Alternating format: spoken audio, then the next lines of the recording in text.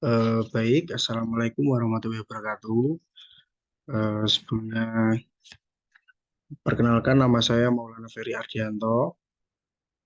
Saya di sini akan menjelaskan tentang tugas UAS dari BISA, yaitu perancangan bangunan jembatan kelompok 4 tentang struktur bawah atau pondasi. Sebelumnya saya minta maaf pada Bu Lisa karena saya malah mengupload tugas dari Pak Rusli karena miskomunikasi kurangnya literasi saya Bu Lisa. Mohon maaf ya Bu Lisa. Jadi ini saya membuat tugas videonya. Terus, terus kita masuk saja. Yang pertama ini adalah Bu Lisa ini sudah saya asiskan dan sudah asis sama Bu Lisa. Nanti ketika saya sudah pulang KKN saya tunjukkan tanda kalau saya sudah ACC ya Bu. Ini nama saya Maulana Ferdianto dengan NIM 3020202108 kelompok 4. Saya menggunakan perancangan bangunan jembatan struktur bawah metode Brau et al. Nah, sekarang ya ini adalah spesifikasi serta beban pada jembatan. Jembatan yang didesain dengan jembatan tipe wear and width vertikal sehingga ada penumpu tambahan pada bagian top core pada jembatan tersebut. Nah, untuk spesifikasinya ada di bawah yaitu panjang bentang jembatannya itu 55 meter, terus jarak girdernya itu 4,5 meter, tinggi rangkanya 5 meter, lebar jembatannya 13 meter, lebar jalurnya itu 5,5 meter itu per jalur gitu. Ini ada dua jalur. Terus ini adalah lebar trotoarnya. Lebar trotoar saya menggunakan dua jalur, satu jalurnya 2 meter. Terus tebal trotoarnya itu 200 mm atau 2 cm, 20 cm. Terus tebal perkerasannya juga 200 mm. Nah, ini adalah sketsa gambar trotoar jalan sama jalannya. Ini sudah ada penunjuknya, Bu. Itu adalah penunjuknya yaitu trotoarnya ini, terus ini jalannya, terus ini adalah spesifikasinya, lebar per ruasnya. Nah, terus ini adalah tampak dari samping, tampak dari sampingnya membentang Bu ini. Nah, dengan skala 1:200. Nah, ini adalah hasil run dari apa SAP Bu. Dari hasil run melalui SAP, desain SAP disebutkan bahwa beban terima pilar jembatan itu adalah menghasilkan Pmax. Pmax-nya itu adalah 4.711,485 kilonewton. Nah, terus saya konversi menjadi 480,44 ton. Nah, ini adalah joint text-nya Bu. Di sini untuk joint text 972 dengan F3-nya itu 4711. Nah, jadi Pmax-nya saya ambil dari sini Bu. Nah, setelah itu ini adalah kita lanjut ke properties tiang. Asumsi menggunakan tiang panjang beton. Nah, ini adalah dimensinya Bu. Saya menggunakan dimensinya 60, panjangnya 20, luas ujungnya 0,6 pangkat 2 atau sama dengan 0,36 meter kuadrat. Oh ya Bu, saya lupa ini saya menggunakan NSPT ya Bu. Terus ini adalah luas selimutnya 4 kali 0,6 kali 20, ini adalah rumusnya. Mutu beban FC-nya, FC aksennya yaitu 400 kg cm kuadrat, tetapan gitu nih Bu. Terus ini adalah berat tiangnya, menggunakan rumusnya ini sudah tertera. Terus pengaruh ujung tiang diasumsikan. Nah, ini atas menggunakan 8D, terus bawah menggunakan 4D. Nah, kalau atas ini berarti 480 cm dan bawah karena 4D 240 cm. Terus saya convert menjadi meter, 4,8 dan 2,4 meter. Nah, ini elevasinya Bu. Elevasinya saya 20 dikurang 4,8 yaitu sekitar 15,2 dan untuk elevasi bawahnya yaitu tambah yaitu 22,4.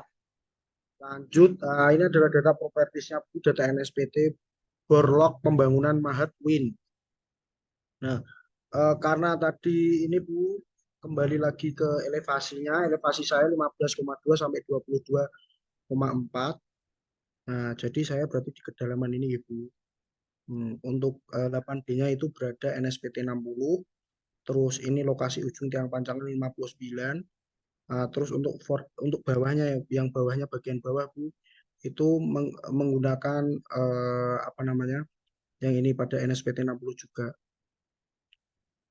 Terus setelah itu ini adalah tingkat kedalamannya Bu, ini sampai 30, kedalaman sampai 30. Terus karena menggunakan data NSPT dan memiliki jenis tanah pasir, tanah yang saya gunakan itu pasir Bu. yang saya dapat itu pasif Bu, maka menggunakan metode Meyerhof. Nah, ini adalah rumus tahanan ujung tiang atau KIP, metode Meyerhof ya Bu. Nah, ini adalah apa namanya rumusnya Bu. Ini adalah rumusnya, terus ini penjelasannya tadi 8D60, terus luas ujung tiang 59, terus yang NSPT di ujung tiang bawahnya itu 60. Nah, terus untuk mencari NAVG-nya itu ditambah ditambah apa namanya Bu 8D kalsi ujung tiang sama sama apa namanya Bu, NSPT di ujung bawah tiang menghasilkan 59,664 Bu. Terus maka KIP-nya adalah 380 NP dikali AP sama dengan ini Bu. Nah, hasilnya adalah 8.162,4456 kilonewton. Terus saya konversi menjadi ton yaitu 832,34. Sekarang kita mulai di tahanan selimut tiang atau QS. Tiang panjang pada beton bertulang pejal menggunakan tiang perpindahan besar. Maka QS tiangnya menggunakan ini ada.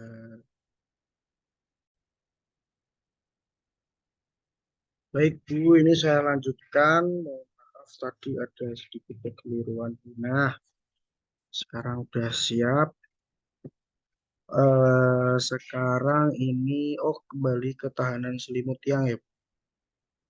Ini menggunakan QS tiang, rumusnya adalah AS kali N kali N per 50 Bu. Ini NSPT rata-rata panjang tiangnya namanya N ini ya Bu. Yaitu dari 0 sampai apa namanya NSPT atas tadi Bu. Lokasi ujung tiang. Jadi 0 tambah 35 tambah 39, 57, 60, 60, 59, 60 sampai 59. Dibagi 8. Hasilnya 49,25. KST-nya ini Bu, ini saya konversi menjadi ton, sudah saya konversi. Terus ini kita menuju ke perhitungan daya dukung ultimate dan allowable single pile. IP tiang dengan hasil yang sudah converse, terus QS tiang yang sudah converse sesuai tadi yang di atas Bu, udah. Berat tiangnya 17,28. Terus ini adalah kapasitas dukung per pile-nya, per satu pile dengan rumus QQ ultimate single pile-nya itu QP tiang plus QS tiang dikurangi ban berat tiang. Nah ini Bu, ini hasilnya adalah 819,881 ton. Terus QL single per pile-nya kuat menahan bebannya per pile-nya itu keseluruhannya itu 273,293 ton. Nah, terus kita lanjut ke kelompok tiang Bu. Kebutuhan jumlah tiang menggunakan rumus NP sama dengan Pmax per Kial. Pmax-nya tadi sudah dicari dari apa SAP gitu. Nah, jadi Pmax-nya adalah 480,44 ton dibagi apa namanya Kial-nya adalah tadi ini Bu.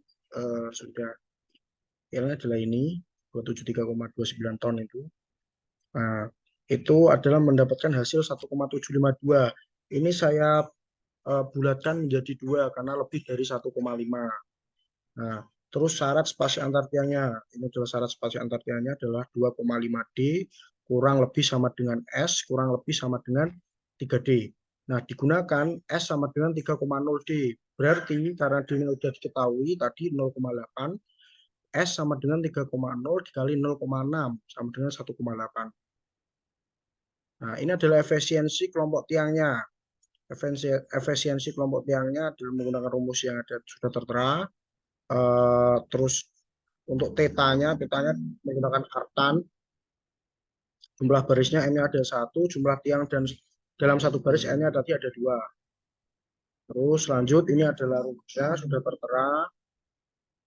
Nah, ini 2 min 1 ya dari ini tadi M min N, terus dikali N, ditambah N min N, dikali M. Terus bawahnya adalah M kali N. Mendapatkan hasil 0,87585. Terus saya menggunakan persen, saya ubah menjadi persen 89,758%. Nah, terus kita lanjut ke cek daya dukung kelompok tiang atau QPL. Nah, QTK sama dengan rumusnya ini sudah tertera. EG kali N kecil kali QAL. Ah, QTK itu adalah rumusnya adalah sama dengan harus lebih dari Pmax. Nah, saya sudah menghitung yaitu elemen-elemen tadi sudah saya masukkan ke dalam perhitungan mendapatkan hasil 490,6074 ton. Nah, itu lebih dari Pmax, berarti aman. Berarti cek dukung kelompok tiang atau grup pelnya itu aman. Terus kita beranjak ke penurunan yang terjadi pada pondasi. Nah, ini penurunan elastisitas pada tiang pancang tunggal dengan rumus ini. Terus ini adalah penjelasannya dari setiap elemennya SE, SE1, SE2, SE3. Terus di mana ini adalah rumusnya. Nah, terus ini masih dengan keterangan menggunakan elemennya adalah QP, QS, terus L, AP, EP, CP, dan lain-lain. Nah, ini adalah kolomnya. Kolom apakah tipe soil saya tadi pasir atau tanah lempung atau tanah apa. Karena saya pasir. Nah, setelah ini adalah penjelasan diketahui. Nah, ini adalah kita masuk ke dalam jawaban. Yang pertama mencari SE1 terlebih dahulu dengan rumus QP. Kali ini dikali ini dikali QS dikali L per AP dan AP kali EP. Hasilnya sudah tertera 0,16. Jadi ini adalah rumus ketentuan. Rumus ketentuan sudah ada. Ini bisa dibaca sendiri. Nah, setelah itu S3-nya 0,001. Terus untuk mencari SE itu adalah menjumlahkan semua SE. Bagian aspek SE1, 2, dan 3. Setelah dijumlah itu menghasilkan 0,0515161 meter. Terus saya konversi menjadi sentimeter, itu mendapatkan 5 cm, 161. Dan ini 5,161 ini adalah total penurunan elastis per satu tiang pancang, per satu tiang gitu. Terus penurunan yang diizinkan S izin yaitu adalah 10% dikali D sama dengan diameter saya kan tadi 60 gitu. Nah, berarti 10% kali 60 sama dengan 6 cm. Nah, karena tadi untuk syaratnya adalah harus lebih kecil dari 6 cm, syarat terpenuhi untuk penurunan. Terus kita untuk penurunan elastisitas yang grupel, ini adalah rumusnya dan ini adalah apa keterangannya. Nah, ini udah masuk perhitungan yaitu 0,00987 dikali 3,0 per 1,8 di akar kuadrat. Terus ini adalah menghasilkan 0,0127, saya konversi menjadi cm 1,27. Nah, terus berarti untuk total penurunan elastisitas gripelnya itu adalah 1,27. Nah, ini kita masuk beranjak ke waktu penurunan. Waktu penurunan di sini saya derajat konsolidasinya adalah 90. Nah, berarti saya menggunakan faktor waktunya itu adalah 0,848. Ini adalah rumusnya. Kita memasukkan keterangan TV-nya tadi adalah ini, TV, faktor waktu. Nah, terus H kali T kuadrat, ini sudah saya masukkan. Bawah CV tadi di atas. Nah, menghasilkan 90 berapa ini? 923.377,7 jam. Nah, berarti jadi total waktu penurunan ini saya buat tahun ya, Bu. Saya buat tahun yaitu adalah 15 tahun 3 bulan 7 hari. Jadi akan terjadi penurunan sebesar untuk detailnya sebesar berapa tadi 1,2 cm itu menunggu 15 tahun terlebih dahulu. Jadi setiap 15 tahun penurunan 1,2 cm. Nah, tadi ini adalah contoh desainnya seperti ini. Penggunaan AutoCAD. Ini NP 2 buah D sama dengan 60 cm sesuai ini sudah 60 cm, Bu. 60 cm 60 cm. 60 cm 1800 ini panjangnya tadi 3000. Sesuai ini ada 2 buah gitu. Itu 2 buah.